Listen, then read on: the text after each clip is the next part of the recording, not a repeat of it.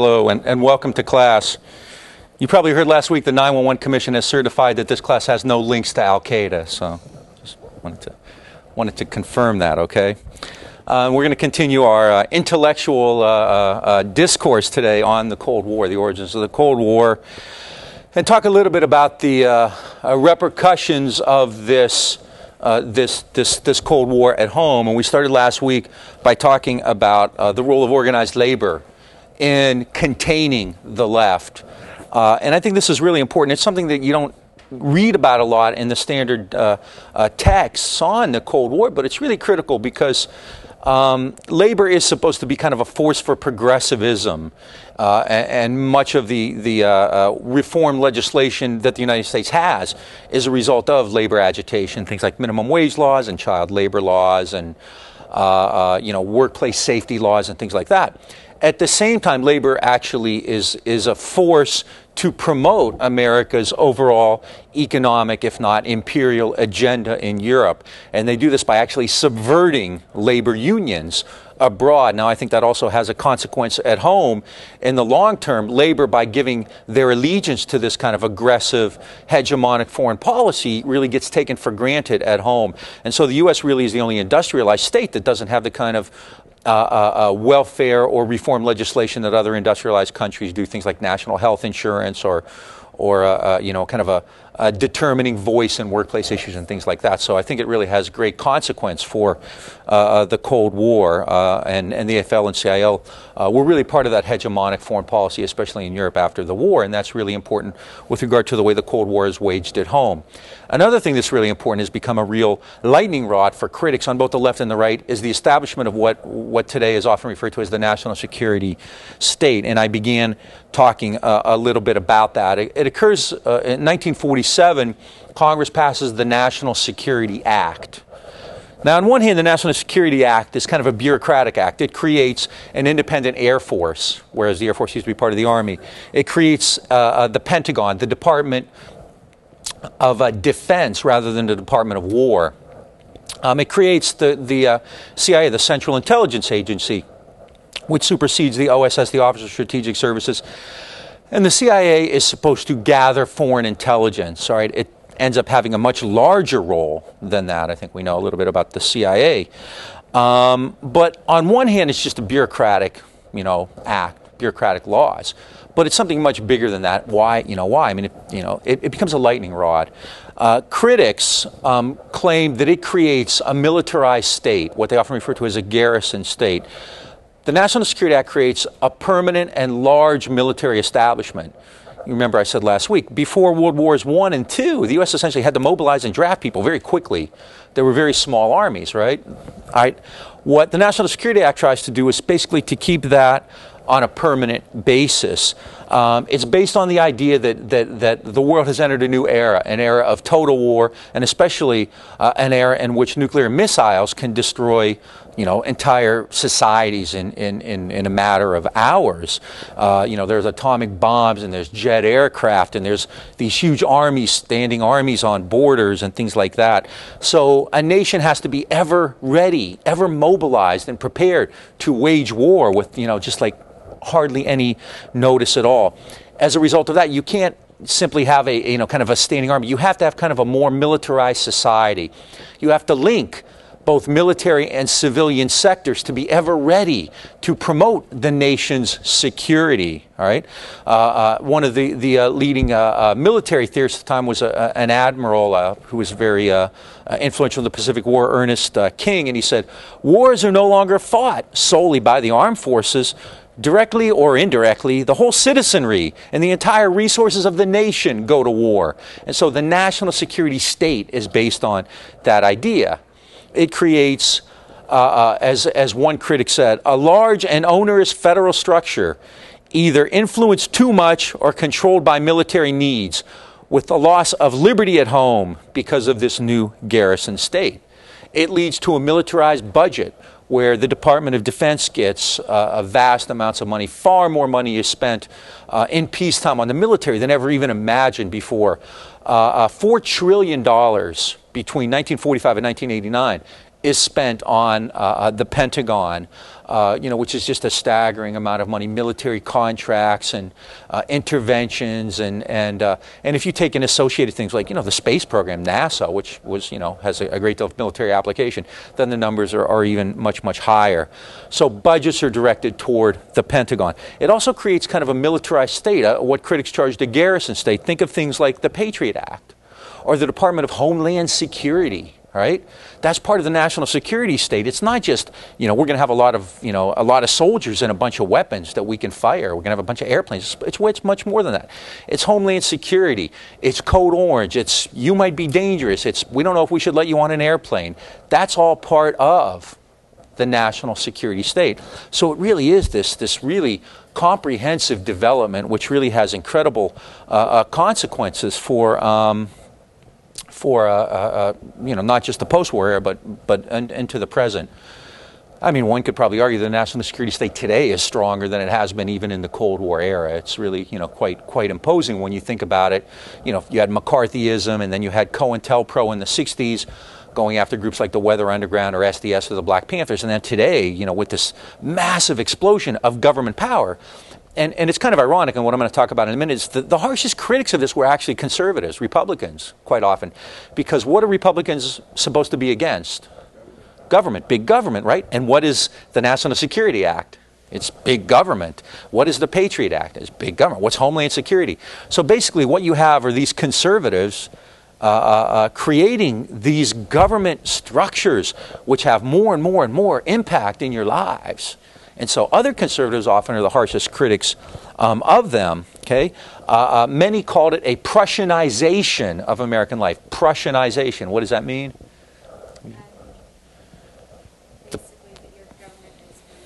Militarist society, militarist culture, right? I mean, you start having, flyovers at baseball games, and everything is kind of structured in such a way that there's some kind of a military application to it. The kind of GI Joe dolls, which become really popular, after World War II. It becomes kind of people build underground shelters because they're afraid of the bomb, and civil defense. All that becomes part of what critics would say is the Prussianization. Probably the biggest critic at the time, my favorite conservative, probably my favorite Republican ever, was a guy from Ohio, a senator named Robert Taft. And Taft was an incredible critic of this. And it's really striking because Taft, he was known as Mr. Republican. His father was president, grandfather was president, William Howard Taft. His son, his grandson, I think, is currently the governor of Ohio. Tafts are well known. I grew up in Ohio, and there was always a Taft who was a governor or a senator or something, mayor of this city or that. So Taft has, the strongest Republican credentials one could imagine. He had run for president for the Republican nomination. He was defeated by Eisenhower in '52. He may have run in '48 against Dewey. I can't recall. But Taft was also believed that Republicanism stood for certain ideas, that conservatism stood for certain ideas, that America stood for certain ideas, like the government should not be involved in your life, that people should be at liberty, at least white people. Taft also voted against, I think, every civil rights bill that ever appeared before Congress, too. But he believed, that there was a certain liberty at stake here, that people had to be free to act upon, their own interests, and that they shouldn't have the state coming down and forcing them to register for the draft or to be in the army or anything like that. So he believed that the national security state was this signal to the world that the U.S. is going to be meddling, really deeply involved in world affairs with this new military and these experts like the National Security Council, which is part of the National Security Act, creates a National Security Council, right? Experts to give advice to the president, right? Interventionist arms like the CIA, which we'll find out about, either today or next time. The CIA, the wing of the government that helps overthrow governments in Guatemala and Iran and Chile and many other places. So Taft is really upset by all this. He said this can only lead to the United States becoming deeply involved in meddling and fighting wars all over the globe. And that isn't what we do. We're supposed to take care of things here at home. We're supposed to promote our liberty, promote economic development, right, to have that kind of a state. He said, if we have this national security state, production will be geared toward military needs.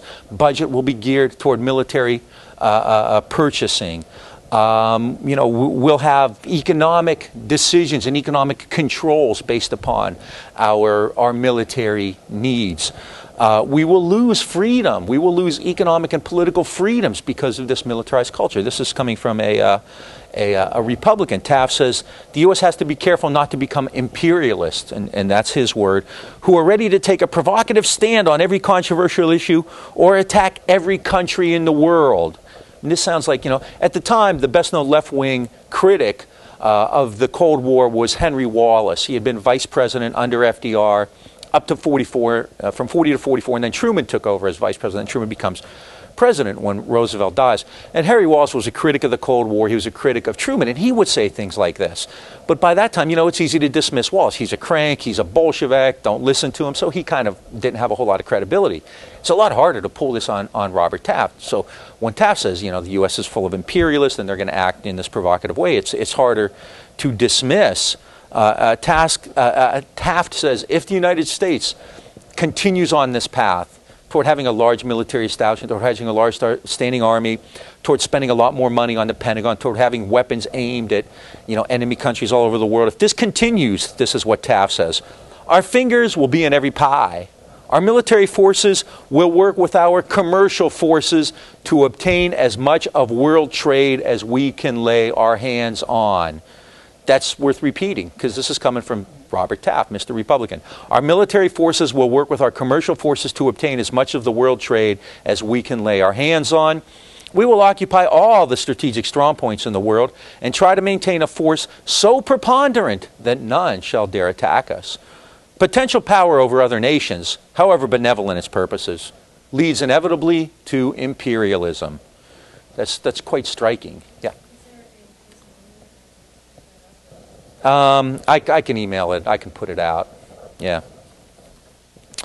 So Taft then, you know, clearly, and Taft represents, you know, this isn't just, I mean, Taft by himself is very important, but he represents, you know, a fairly significant element in the Republican Party. Now, this gets back to the point I made at the very beginning. The Cold War and these associated programs are all products of liberalism.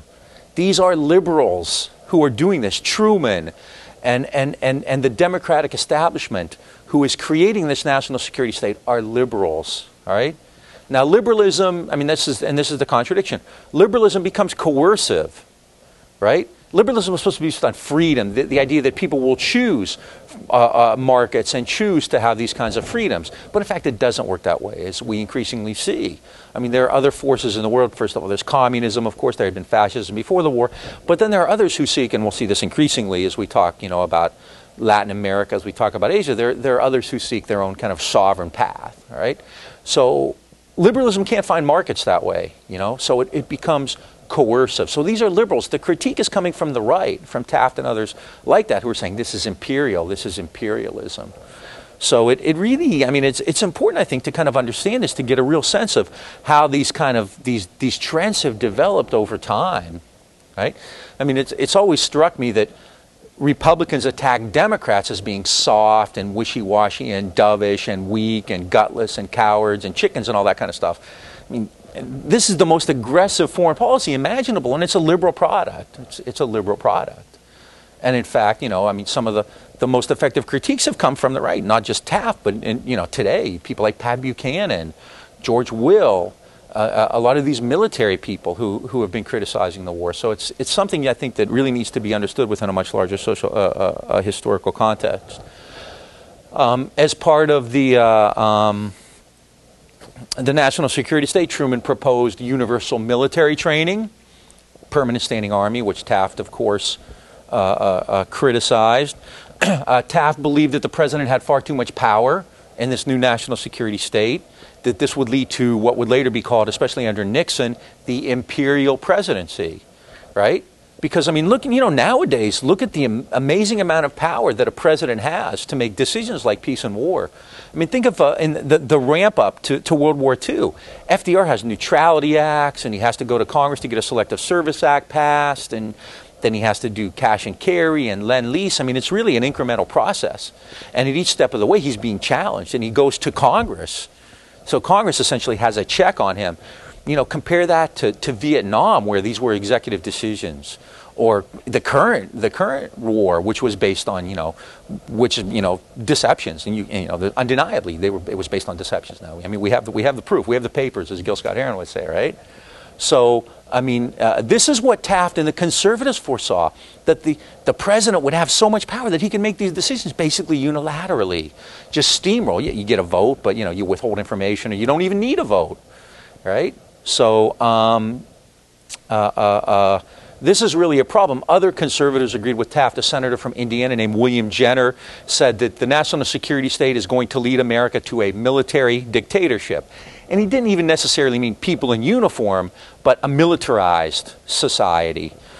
John McClellan, senator from, I believe, Alabama, said that the National Security Act would create a world garrison state dominated by international institutions and a militarized culture, and that will destroy the American way of life.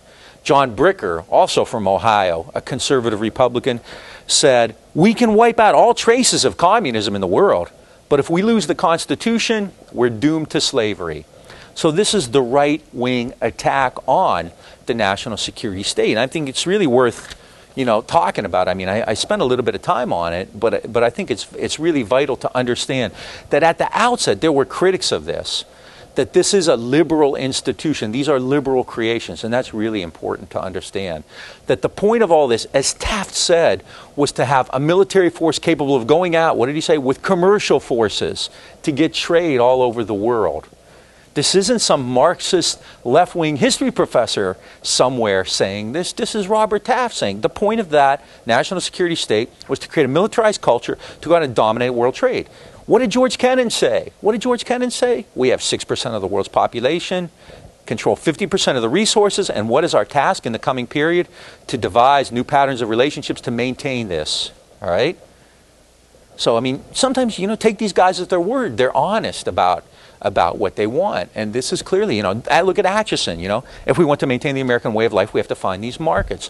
Remember the Soviet, the Maisky, Litvinov, Gromyko analyses in 44 and 45. The U.S. is going to try to create a new imperialism based on free trade in the dollar. Bretton Woods, dollar, IMF, okay? All of these things are structured in these ways. They work the same way. These are all part of the same pattern. You can't separate them. It's like a big cell, and you can't really, you know, just take the good parts out and leave the bad, you know. So it's really important, I think, to understand this in a larger structure that way. And it's brilliant. I mean, it's really, I mean, when you think about it, it takes a great deal of foresight and intelligence and understanding to create this system. And it all ties in together, the National Security Act and the Marshall Plan and the Truman Doctrine and Bretton Woods, and boom, all right? So much for my my little sermon there. Okay, all of this is built up to what I think is arguably the most important aspect of the early Cold War years, and that's the creation of what I call a military Keynesian state, which comes to its kind of maturation in a document titled NSC 68. Has anybody ever heard of NSC 68? No, one person has. Has anybody ever heard of the U.S. Constitution? All of you have heard of that, right? NSC 68, in its own way, is kind of a modern-day equivalent, I think, to the importance of the Constitution. It's not a document that's voted on or binding or anything like that. It's essentially an analysis and a policy document. But it is, in the Cold War era, basically a foundation block for what proceeds, what follows afterward. I'm sorry, not precedes it. The national security state increasingly militarizes American foreign policies and its economic priorities. And Pentagon budgets, as we'll see, go up dramatically, exponentially from that period on. New bureaucracies are created, like the Central Intelligence Agency, the National Security Council. They are there to kind of safeguard American interests around the world, the CIA. But there's also an economic basis, not surprisingly, for this too. National security, the National Security Act, is an incredible justification. It's a powerful justification, right? Why are you doing whatever it is you're doing? For reasons of national security, for reasons of state. One of Noam Chomsky's more powerful books is called For Reasons of State. And the point there is that one can justify a lot of things for reasons of state. We're under attack, terrorists are out to get us, they have nuclear weapons, you know, they're terrorists, you know, whatever. for reasons of state, all right? But that's often kind of a part of a shell. And what's really important is what interests are being served in promoting particular ideas.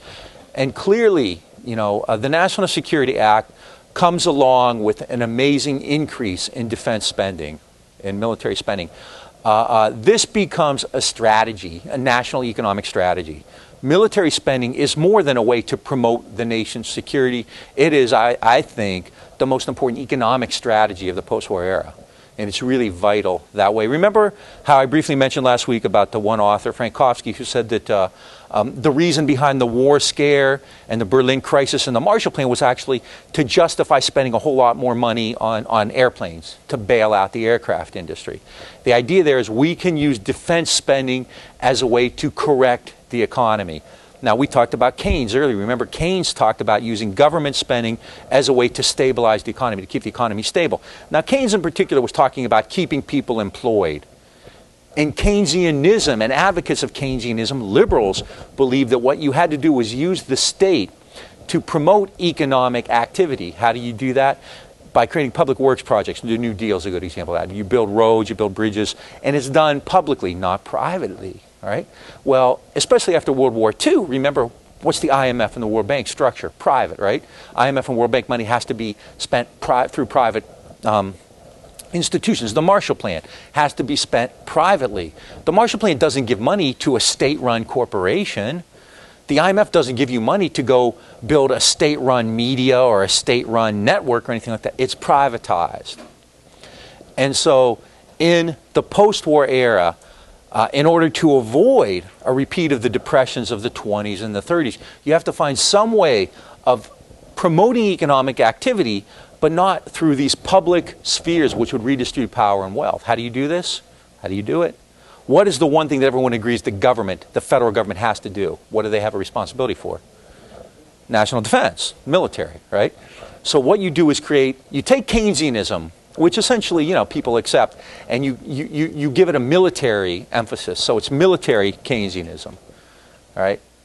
It's essentially pretty much the same as the military-industrial complex. The idea there isn't just we need to have a strong permanent military establishment to protect us from all our enemies. It's we need to have a constant source of government expenditures in order to keep the economy moving and expanding, but without giving in to public sources and without redistributing power or influence to the people. So that's important. How do you do it? You spend money on the military. And NSC 68 does that. American leaders in the post-war era choose to use this awesome power of the federal government to keep the economy growing via contracts, defense expenditures, subsidies, arms sales, and occasionally even wars. Right? 62% of the federal budget was invested in military spending in the early decades of the Cold War, both directly and peripherally, indirectly. More money is spent on things like the Atomic Energy Commission, Veterans Administration, NASA, all of which have military applications. So the government spends billions of dollars, hundreds of billions, trillions of dollars on this, hundreds of billions of dollars in foreign aid programs, often which have a military application. It sets up programs in order to train military officials from other countries, like the School of the Americas at Fort Benning. So you have these programs that are, kind of like, bringing in, the exchange students, thinking like bringing in Fez. Instead, you're bringing in, generals and torturers from other countries who come in and get trained in the United States. So all of this becomes part of this military Keynesian national security state. I mean, a lot of kind of conspiracy theorists spend a lot of time on this, and almost like it's this, five-headed, monster. It's actually done in the open. It makes sense. I mean, it's not some kind of secret conspiratorial group that sits around like in Bilderberg and they hide in their little gnomes or anything. It's done in the open. It's the way the system was set up. We have a national security state. We convince people that their security is at risk, and in order to defend that security, we spend trillions of dollars on weapon systems, even though we know the enemy isn't really going to attack us. I mean, you know, I think, you know, we've talked about that already, and there's more to it. I'll say more today. Nobody really believes at this time that the Soviet Union is poised to attack the U.S. unless the Americans spend trillions of dollars on weapons. No one's saying that. No one's saying that. All right. However, NSC 68 is saying that. All right. I shouldn't say no one's saying that. No one who really knows, no one who really believes is saying that. But NSC 68 does. So what's NSC 68? National Security Council. National Security Council writes papers, you know, giving the president advice. That's what they're set up to do. And so the 68th paper they wrote came out in April of 1950. So they called it NSC 68, NSC number 68, National Security Council paper number 6. That's all it is. And it does a couple things. It's a critically important document. I would argue the most important document. And more than that, NSC 68 is generally seen, well, it does two things. Let me do it that way. It does two things. The first one is the one that people kind of talk about all the time. It offers a powerful statement on the Cold War and America's ideology and America's place on the Cold War. And it sounds like a messianic document about good and evil. The United States, you know, is preserving democracy against the horrible tyranny of the Soviet Union. It talks about the Soviet Union's design for world conquest. And if you read it, it's very thin. I mean, it makes all these incredible claims about the USSR, but there's nothing really of substance there to kind of back it up. So the Soviet Union has designs for world conquest, but it doesn't say how or what it's done to make one believe that. It says, finally, to kind of make a long story short, the Cold War is a conflict of, and this is NSC 68's author saying, it's a conflict of, quote, the slave society with the free. You don't get any more stark than that, right? The Soviet Union with the dark hats and the kind of grim reaper scythe in their hand, and, you know, the United States, the free society, all that is good with the flowing robes and Mother Nature and flags and all that kind of stuff, right? So it's really stark. I mean, it reads like something that you would see in one of these, you know, kind of militia sites or something like that on the internet, right? All right. So this is the part we hear about. NSC 68 was so frightened by the Soviet Union that it encouraged a new approach to foreign policy, kind of a permanent military establishment, a lot of money spent on military and things like that. All right. So that's kind of the standard text on it. Less discussed, however, which I think is actually more important, is that NSC 68 is principally an economic document. And I would argue it is the economic document for the Cold War because it rationalizes a way to spend zillions of dollars on the military as a way to promote national economic activity. NS 68 advised against negotiations with the Soviet Union. After talking about how evil they were, you know, it also says, well, but we shouldn't talk to them to try to, you know, make a better situation. It advises against it.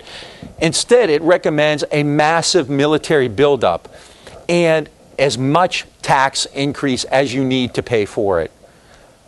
So, you know, critics of NSC 68 would say, well, how are you going to pay for all this? You raise taxes, right?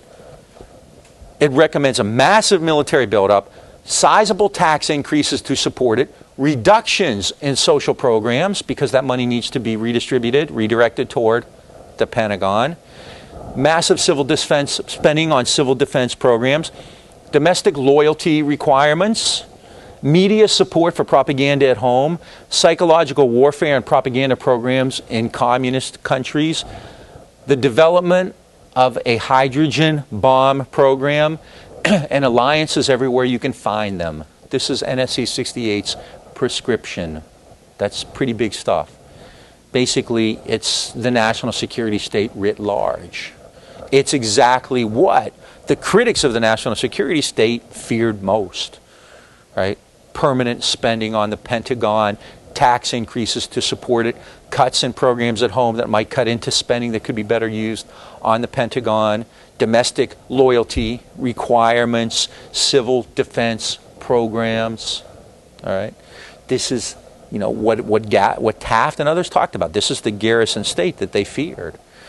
Why is that? Is it because the U.S. is so threatened by outside forces? At the time, communism. Today, Arab terrorism, Muslim terrorism. It's the kind of thing where you can kind of fit other things into the puzzle. You can take other pieces and fit them in and test it that way too. So, I mean, and the rhetoric is remarkably similar, and the ideas are remarkably similar today. You know, you look at what these guys said about communism. This is 1950. Because of the Soviet Union, because of communism, we have to do these things. Fast forward to 2002 or 2003 or 2004, because of Arab terrorism, because of, you know, the Middle East, we have to do these things. I mean, the analysis is similar, and the solution is the same as well, you know. I mean, we have to increase our defense spending. At the time, you had, you know, the Smith-McCarran Act and domestic loyalty programs and loyalty oaths and court cases about communism, right? Today, you have Homeland Security and the Patriot Act. Very, very similar. So the ideology of the national security state is still very powerful, right? Military Keynesianism is very powerful. You know, I mean, if you look at Reagan, I mean, it's quite ironic because Reagan ran as this kind of fiscal Republican conservative. And what did the guy spend all his money on? It's on the Pentagon. Ran up the biggest deficits in American history through military spending. It's military Keynesianism. It is a way to maintain economic activity via defense spending, via arms, via munitions, right? Why do you do that? Because it keeps people at work, develops a military industrial. It works. I mean, it does. It's an effective program. It creates jobs in the military industrial complex. People are paid fairly well, right? You keep building weapons, so there's generally a lot of work available. Incredible economic activity. Through the GI Bill, people can go to college and become professionals. So in the period after World War II, you have this massive economic expansion.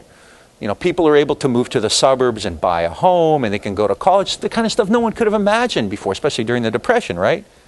So, I mean, it works. It's an effective economic program to develop economic opportunities for people, right?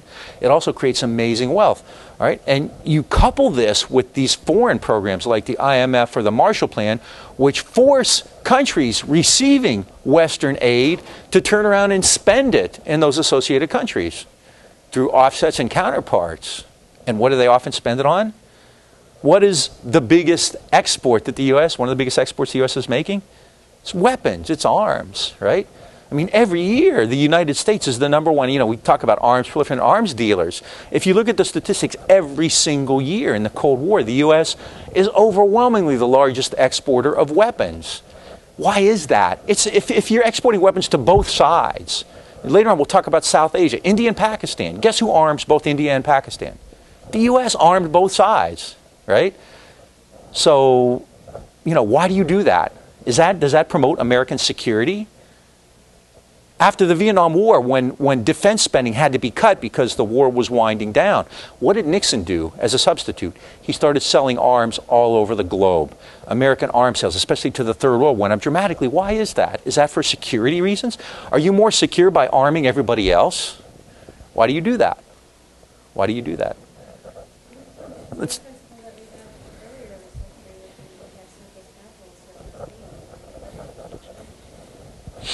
Yeah, use the table mics, I keep forgetting. Right. I mean, you know, you have all these goods and you have money that needs to be invested and you have to find markets and trade. So you sell weapons. That's one thing everybody wants. I mean, you know, if you're a third world dictator, you know, and somebody says, well, I'll sell you all these weapons or I'll sell you some millet, you know, it's an easy call, right? I mean, when James talks about Vietnam, I'm sure he's going to mention the way the regime of Ngo Dinh Diem used American aid. 78% of American aid to the entire country of Vietnam went into Diem's pocket, and he used it for military, spent it on the military. Why? To keep himself in power, right? Yeah. Push the button if you think of it. Oh, okay. Won't it also create threat further down the road anyway, which will support this? Yeah, well, it's cyclical, sure. I mean, you're also creating opposition to it. I mean, you know, I think, I don't want to say, you know, the U.S. didn't create Ho Chi Minh or Fidel Castro, but clearly.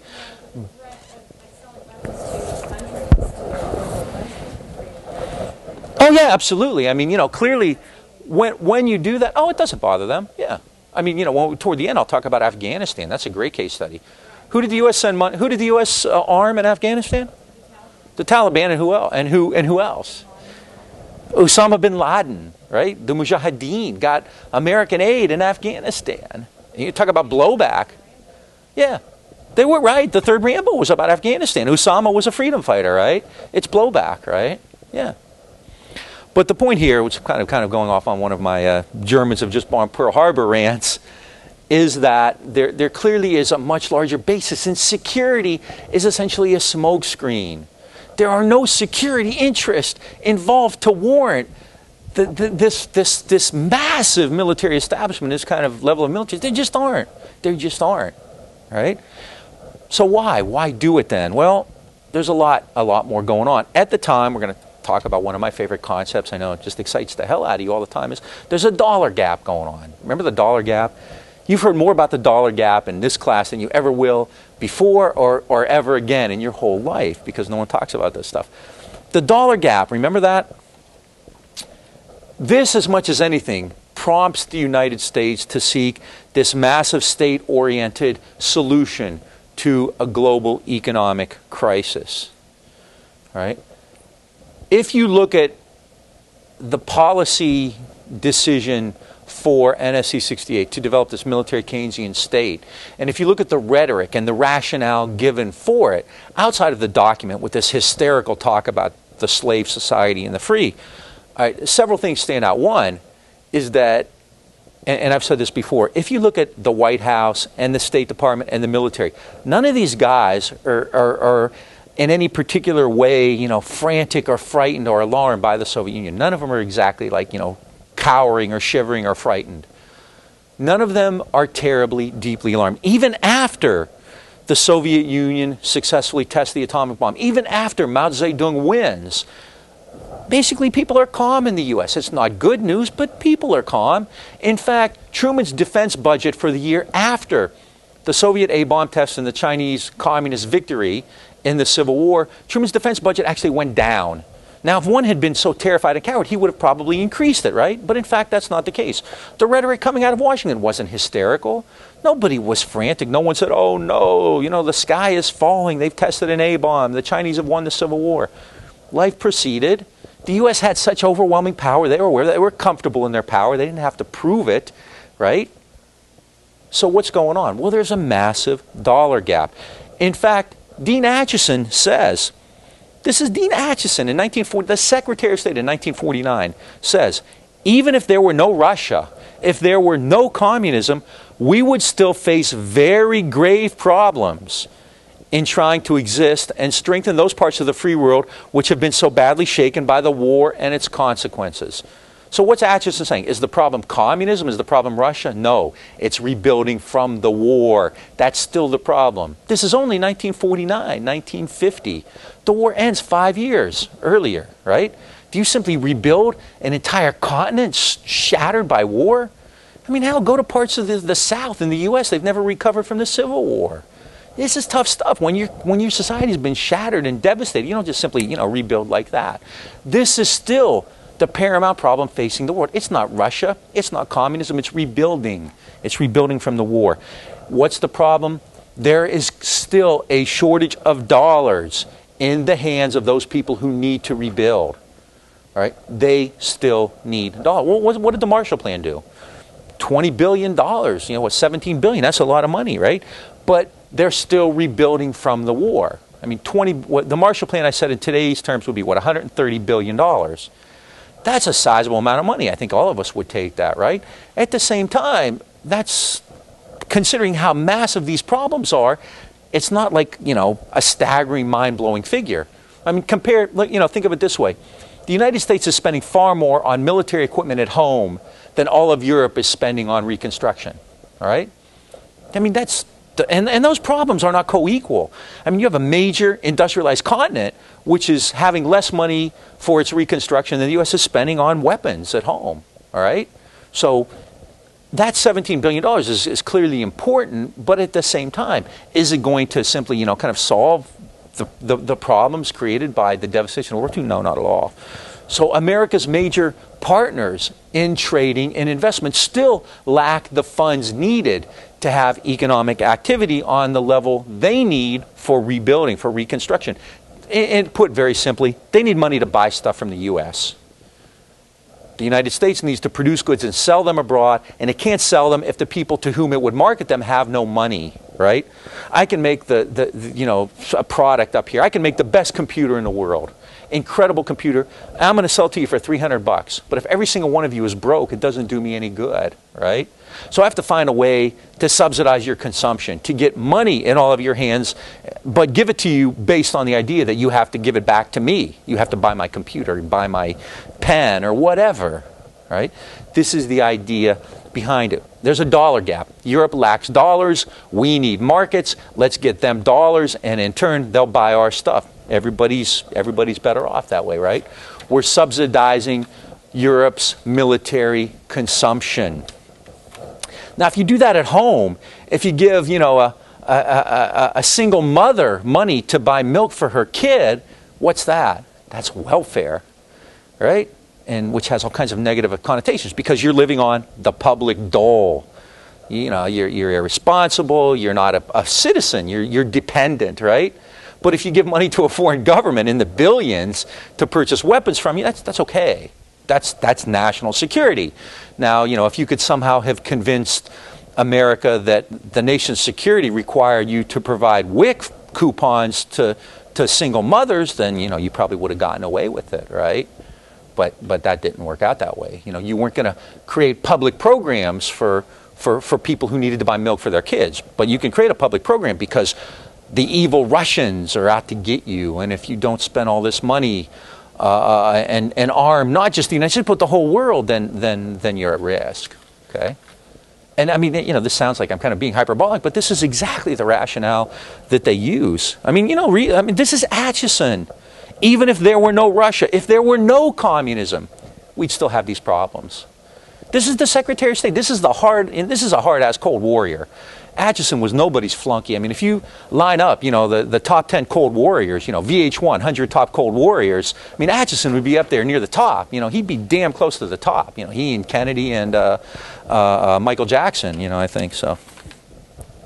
So why then? Because of this dollar gap. Without trade, without significant levels of trade, without economic activity, commercial intercourse, America's economy suffers. This is Wilson. This is Keynes.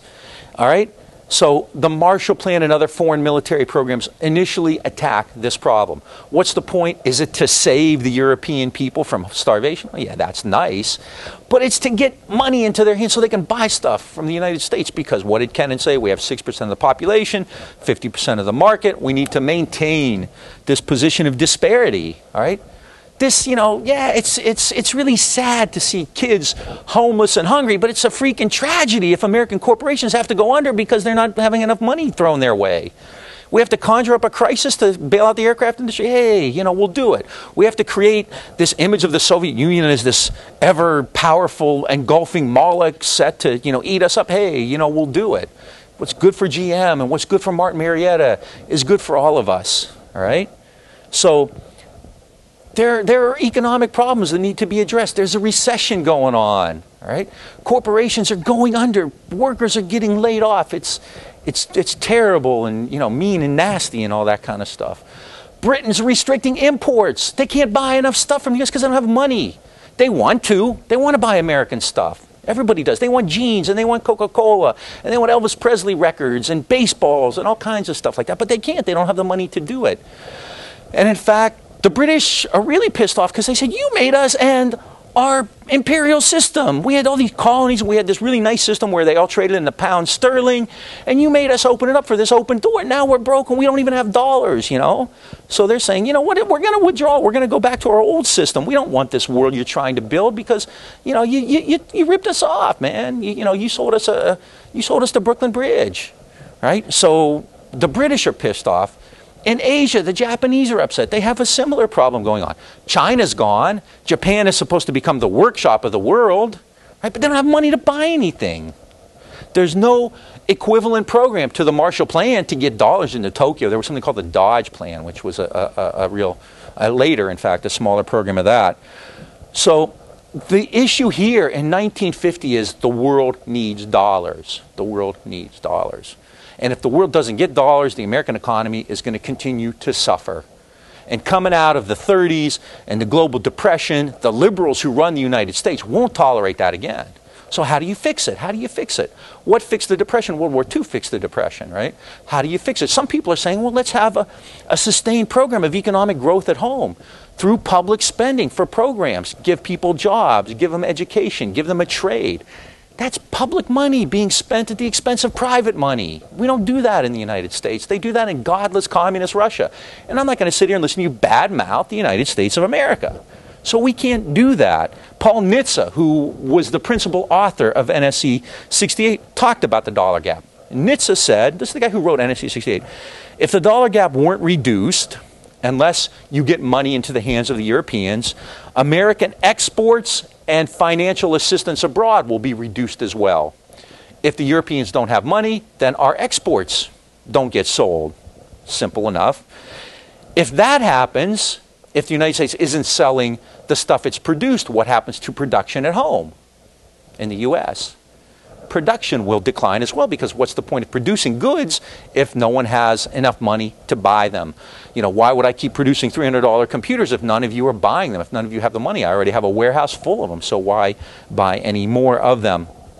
So if you don't have the dollars to purchase goods from the United States, then production in the U.S. will decline, which means that trade will drop even more, right?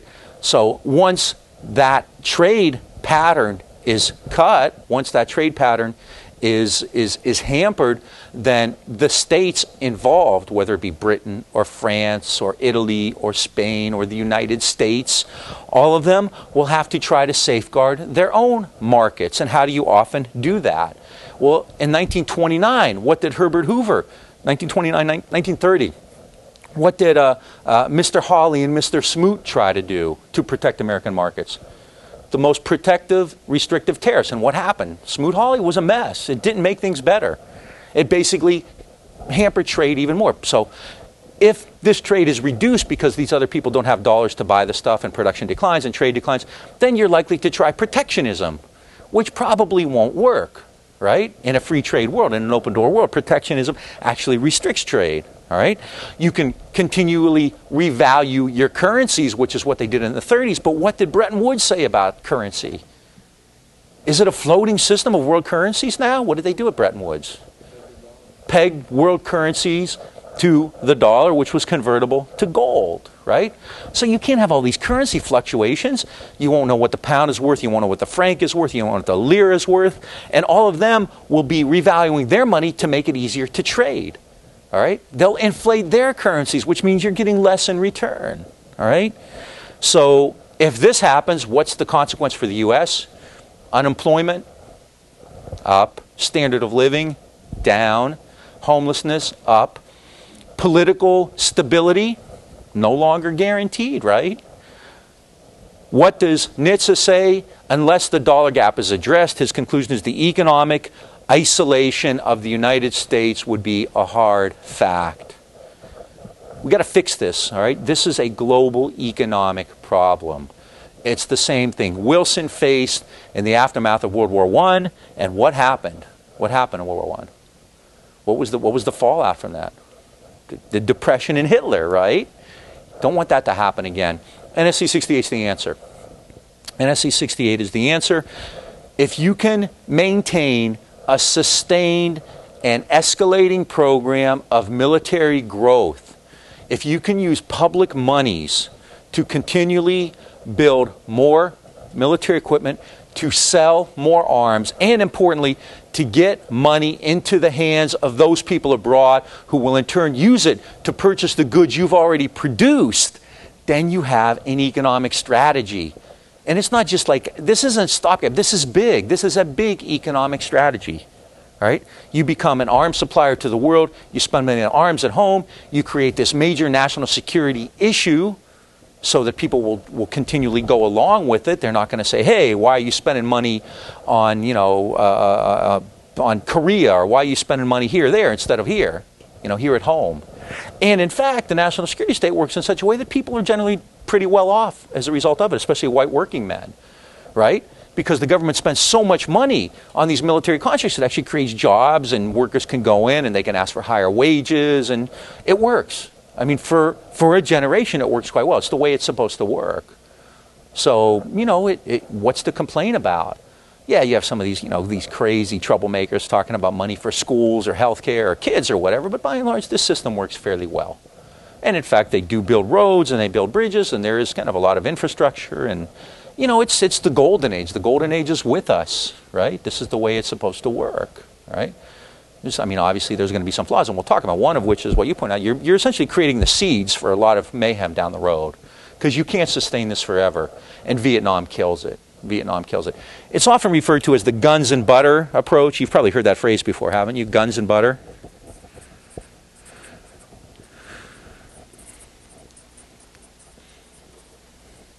Anybody ever heard that? Guns and butter? What's that mean? Push the button if you have one there. Well, no, it's actually much more simple than that. It's guns and butter. Guns and butter is a policy of paying for your butter through guns. It's militarizing the economy, bringing the butter home to the American middle class. And it works. You basically, it's military keynesianism. You create such a massive military-industrial complex, if you want to use that phrase, that it actually does create jobs. And people get decent wages, and they can, right, they have kind of a militarized economy creates jobs in which people can afford butter. All right? The problem there is that guns and butter fails when you actually fight a war. See, guns and butter is good if you're just using the money to build weapons, but when you actually use the weapons in warfare, that becomes a problem, you know, in Indochina. And we'll both, James and I both, will talk about that because it's something that both of us do. You know, we've studied it. And I mean, Vietnam essentially kills this. Vietnam kills the post-war prosperity. It kills the military Keynesian state. Because, you know, once you actually have to fight a war and the war gets prolonged and you keep spending more and more and more money, you inflate the economy, you overheat the economy, and even more than that, because of, and I don't want to get too much into it because this is somewhat complicated, but because of the Bretton Woods system, you essentially force everybody else to pay for your mistakes, and they don't want to. So it does, in a sense, lay the seeds for future problems, yeah? It relies on a kind of equilibrium. Yeah. It knocks it out of whack, is what you're saying. Yeah, I mean, you know, yeah, there has to be an equilibrium between guns and butter, and in fact, in Vietnam, guns gets the money, right? All right, so this is what NSC 68 does, and there's a huge boost. NSC 68 gets a huge boost in 1950 when war in Korea starts, and we'll talk about that briefly in a few minutes. But the war in Korea justifies the kind of ideas that NSC 68 laid out. In the budget of 1950, Harry Truman asked for $14 billion for the Pentagon. It's a lot of money. At the time, it was the biggest peacetime budget ever. As soon as the war in Korea broke out, Truman readjusted that and asked for $50 billion. All right? In essence, the war in Korea proved that everything they said about NAC 68 was right. Okay? Stalin was trying to take over the world, and he's starting in Korea, and we'll see there's a lot more to it than that. All right, so Truman more than triples his defense request, 3.5 times increase as a result of Korea, doubles the number of air groups to 100, gets new bases, increases the number of troops in the army by 50% to 4 million. All of this because of Korea. Now, just a few months prior to that, Truman had said that the communist victory in China and the Soviet atomic bomb test, both of which are far more important than Korea, were not enough to justify a defense spending increase. Then NSC 68 comes along, and all of a sudden the war in Korea becomes the justification for a 350% increase from 14 billion to 50 billion in the military budget and all kinds of new weapons procurement. What's really important, though, is money starts pouring in to other countries, into Europe, into Japan. And a lot of these countries, what do they do with the money? Especially Japan's a great test case here. Japan gets a ton of money as a result of NAC 68. What does it do with that? What do the Japanese build? There's really no way you would know this. You ought to know this. What do the Japanese do with all their money? Huh? No, what do they do for Korea, though? William Borden? Yeah. The Japanese immediately begin a massive military production program, and who do they sell these weapons to? South Korea. So Japan takes American dollars, right? They use them to buy a lot of raw materials from the United States, they begin a major program of military production and then sell these weapons to South Korea. And this is really critical in Japan's economic revitalization after World War II. Much of the funding is used to produce military equipment, which is often bought back by the United States. This is often called offshore procurement. And in fact, after the South Korea for that like 2-year period was Japan's biggest market. But throughout the 50s, the biggest market for Japan was, guess who? The United States.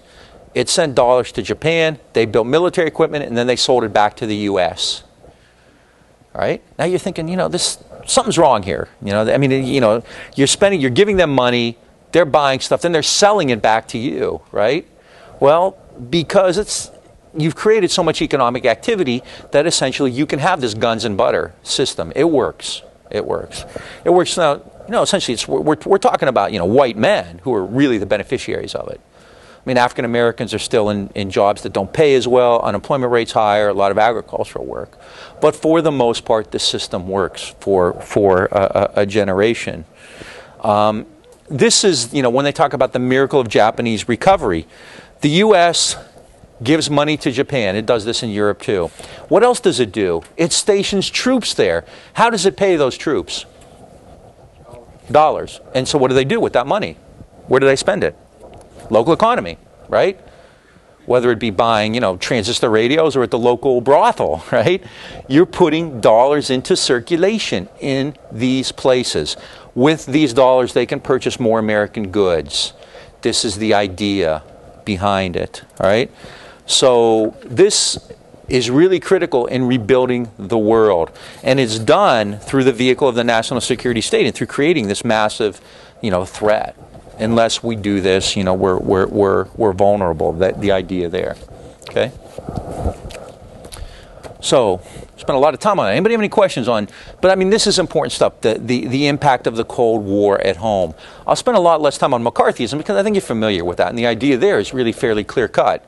You create this idea that there are communists everywhere, in Hollywood, in the schools, in the labor unions, wherever. Anybody who talks about peace and justice, if you talk about civil rights, if you talk about women's rights, you're a subversive, you're dangerous, you're not patriotic, you're a communist. And in that way, you keep people in a situation where they're not likely to confront decisions like the ones we just talked about, the national security state, military spending, or anything like that. I mean, the best way to get rid of that is you're a communist, right? You're either with us or you're with them. It's the attitude that's really kind of, I think, contemporary, and it's certainly nothing new, right? Anybody have any questions on this? All right, now we're going to talk a little bit again about the kind of application of some of these ideas in the real world, and we're going to start with Korea. And if just to kind of remind you, this is Korea right here. It's a peninsula. To its northwest, the entire north almost actually, it borders Manchuria, China, and then it briefly borders the Soviet Union too here, and a bit to the east is Japan, all right, going through the Sea of Japan and the Korea Straits, and then so it's right near the Soviet Union, China, and Japan, all right. Korea is an unlikely place for things to happen in the way they did. In 1914, I'll try to give you a really quick background here. In 1914, Japan occupied Korea and then maintained its presence there until 1945, and the Japanese were really brutal. They took over Korea. They actually brought a lot of Korean people into Japan to work in factories. They were basically slaves. They forced Korean women to travel with the Japanese army. They called them comfort girls. They were sex slaves. So the Japanese occupation of Korea, as with Indochina, as with China, as with Malaysia, was really quite brutal. I mean, what the Japanese did to other Asians is far more horrendous than almost anything else that happened in that entire war. Notwithstanding the final solution, of course. Pretty bad stuff. So Korea clearly was beset by this. When the war ended, in 1945, then Korea was cut in half. And where's my...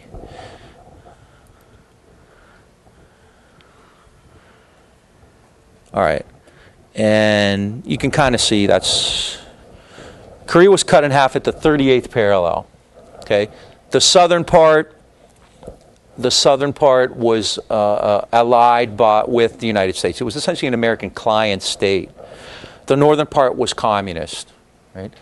This wasn't just a coincidence. There had been a resistance movement very active in Korea against the Japanese throughout the entire occupation.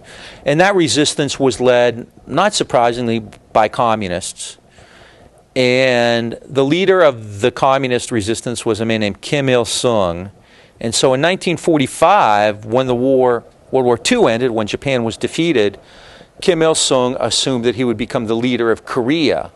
However, the United States didn't want, the Western countries didn't want Korea to become a communist country, so they divided it in half. Now, Germany was divided, right? But that makes sense, right? Because Germany was kind of the cause of the war.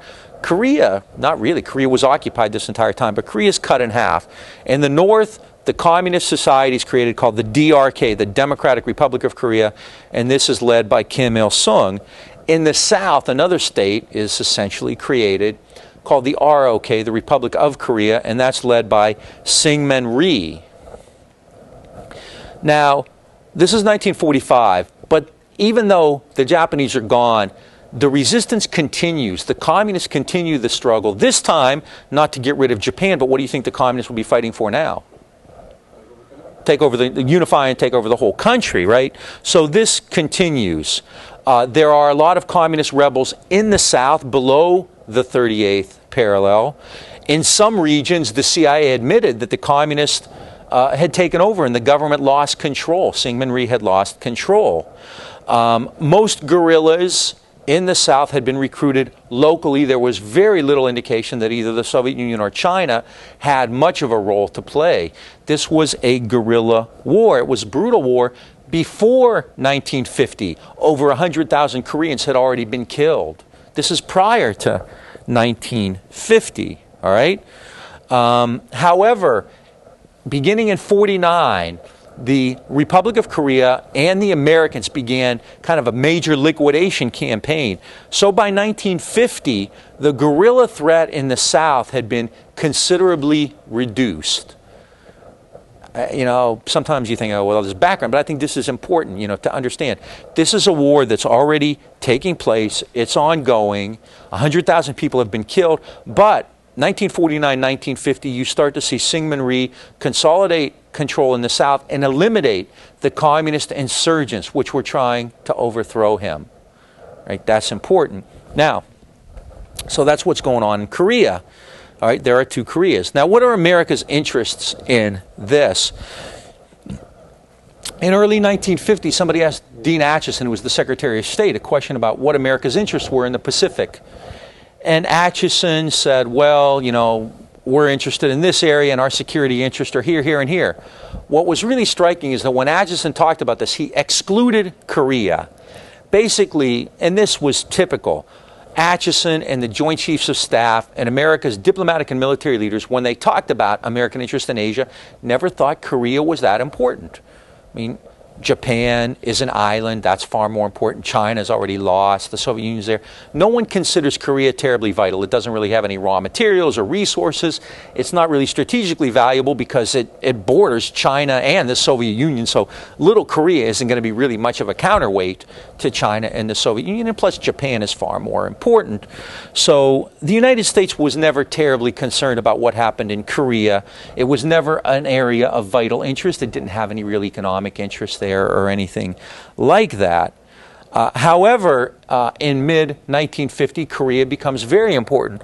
On one hand, in April of 1950, NSC 68 had been issued. So NSC 68 says, you know, we have to be vigilant all over the place because, you know, this is a conflict of the slave society versus the free. So events in Korea are part of that, right? It becomes this kind of cataclysmic battle of good and evil. And in mid-June, 1950, June 25th, 1950, North Korea invaded South Korea. North Korea crossed the 38th parallel and attacked Southern Korea, the Republic of Korea. The DRK attacked the ROK. All right. Kim Il-sung had been in consultation with Stalin and Mao Zedong about this. However, the attack was conducted by North Korean troops. And in fact, when the United States went to the United Nations to get a declaration of war, the Soviet Union wasn't even there to veto it because they were boycotting the UN because Mao Zedong and the Chinese had not been given a seat there. It's really kind of labyrinthine international politics. At any rate, June 25th, 1950, the Democratic Republic of Korea crosses the 38th parallel. What does the U.S. do? And immediately, Harry Truman has a meeting with his military advisors who all say, we shouldn't do anything there. Okay? Omar Bradley says there's really no reason. He's the chair of the Joint Chiefs of Staff. He says there's no reason to have any kind of a war in Korea. It's not worthwhile. The Joint Chiefs of Staff, Bradley and Matthew Ridgway and others all said, look, this isn't a place where we need to fight. So Dean Acheson had earlier said Korea wasn't important, and now, at the outset of the war, the Joint Chiefs of Staff are saying Korea is not important. Nonetheless, Harry Truman decides to make a stand. So he goes to the United Nations, and he will fight in Korea. All right? So the United States is now at war, just 5 years after World War II, in Korea. Truman says, if we let Korea down, the Soviets will keep on going and swallow up one piece of Asia after another. If we were to let Asia go, the Near East would collapse, and then no telling what would happen in Europe. Yeah? Is this strictly related to the loss of China? Oh, yeah, definitely. The question is, was it related to the loss of China? Yeah, absolutely. I mean, because remember, at home, Truman's getting attacked. He lost China. The U.S. lost China, as if the U.S. ever had China, and as if it, with Kim, Jiang Jiechi there. But quite clearly, in the aftermath of China going communist, Truman is under attack.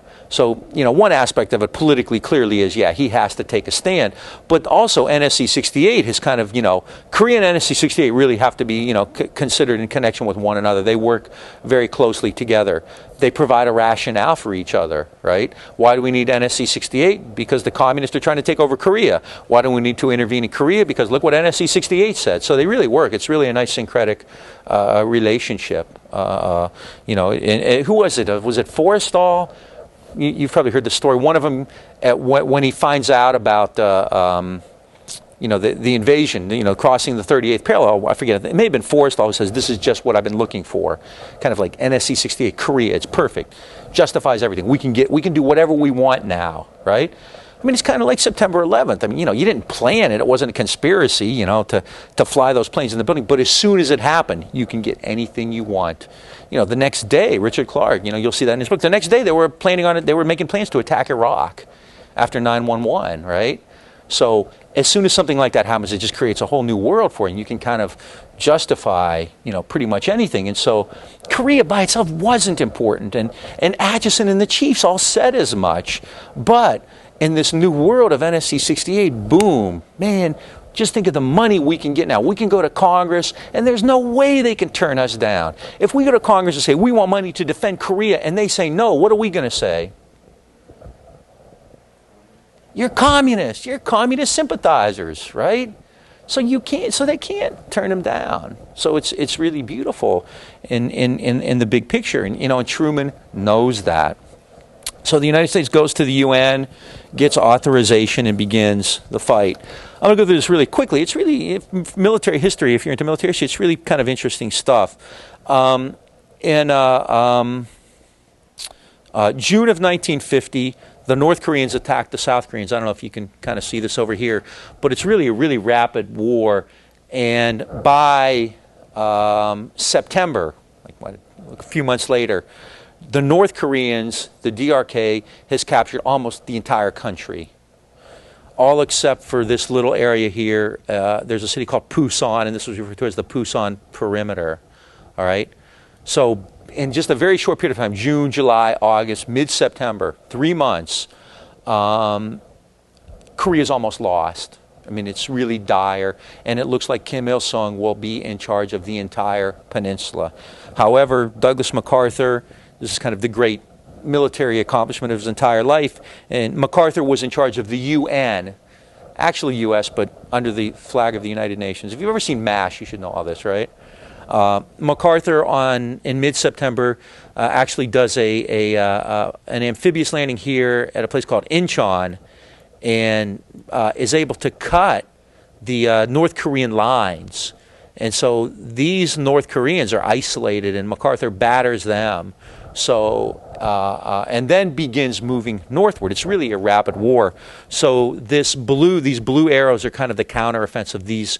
These red arrows are the northern invasion into the south, and then these blue arrows, this is the kind of where he cuts northern lines, and then he begins moving northward very rapidly. The initial goal was to maintain the two Koreas. However, MacArthur's advance is so rapid that he goes to the president and says, we can unify Korea. Truman says, okay. This is important. There's something of a timeline here, because it's later become major controversy. But Truman says, okay. So MacArthur continues going up to the north, right? In October of 1950, he announces that he's going to have the boys home by Christmas. He's going to unify Korea under the leadership of Syngman Rhee. Syngman Rhee was one of Americans' favorites. He was like Zhang Jieshi. He was a Christian.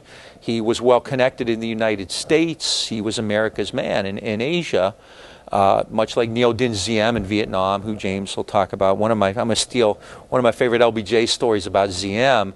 He goes to visit him, and they have a press conference, and LBJ says of Ngo Dinh Diem of Vietnam, this is the Winston Churchill of Southeast Asia. And then he gets on an airplane, and he tells this journalist Stanley Carr, and I say, shit, man, he's the only boy we got down here. Okay? Well, he's much like Zhang Jieshi or Syngman Rhee in that they are America's clients in Asia. And so they're going to put Syngman Rhee in charge. The only problem is everybody's saying very vocally, including the Chinese, if you go too far, China will come into the war, because they share a border here at the Yalu River. Okay? So everyone's telling MacArthur, if you go too far, the Chinese will come into the war on behalf of the North Koreans against the United States. MacArthur's intelligence chief is a guy named Willoughby, General Willoughby, who's a member of the John Birch Society. Ever hear of the John Birch Society? What's the John Birch Society? Yeah, the guy who Oswald also tried to kill. There was a guy in Dallas, General Walker, who was like the head of the John Birch Society, and I believe Oswald wanted to kill him too during the Kennedy thing. The John Birch Society, they're named after like this missionary or something. I'm not sure they even know who John Birch really was, but Willoughby is a John Bircher, and my point here is he's really kind of nuts, and everybody in the entire intelligence community is saying, and the Chinese are very open. They're not even hiding it. This isn't like intercepted messages. The Chinese are publicly saying, if you go too far, we will invade. And Willoughby keeps telling MacArthur, oh, no, there's no way. They're bluffing. You know, everybody in the world is saying. So MacArthur keeps going with Truman's consent, and guess what happens? Guess what the Chinese do?